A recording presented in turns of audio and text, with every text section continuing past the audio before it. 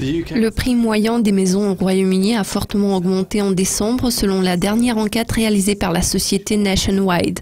Officiellement, les prix ont grimpé de 0,8% au cours du mois par rapport à une augmentation de 0,1% enregistrée en novembre.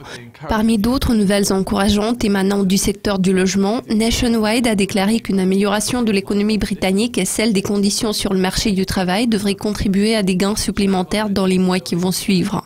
Robert Gardner, chef économiste de Nationwide, a dit « Alors que nous nous tournons vers l'année 2016, les risques pointent vers une légère accélération de la croissance des prix de logement. Des gains supplémentaires en termes d'emploi et la hausse des salaires sont susceptibles de renforcer la confiance des consommateurs, tandis que les coûts d'emprunt ne devraient augmenter que graduellement. » Londres est restée la région la plus performante pour la 5e année consécutive, les prix moyens ayant bondi de 12% par rapport à il y a un an selon Nationwide. Fait intéressant, les prix de l'immobilier dans la capitale du Royaume-Uni ne sont pas censés dépasser le rythme moyen de la croissance l'année prochaine, car une bulle immobilière est en train de se former et les prix gonflés deviendront inabordables pour plusieurs personnes. Vu que les prix de l'immobilier à Londres sont souvent comparés à ceux de l'Irlande du Nord, les propriétaires de maisons potentielles deviennent de plus en plus préoccupés.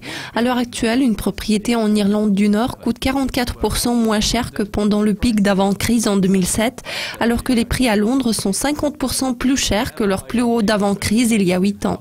Les variations régionales de plus en plus importantes en termes de prix de l'immobilier à travers le Royaume-Uni semblent être préoccupantes car une forte croissance des prix des logements est fortement corrélée à des taux d'emploi plus élevés dans la même région. Howard Archer, chef économiste spécialiste du Royaume-Uni chez IHS, a commenté que la croissance de l'emploi à Londres était particulièrement frappante.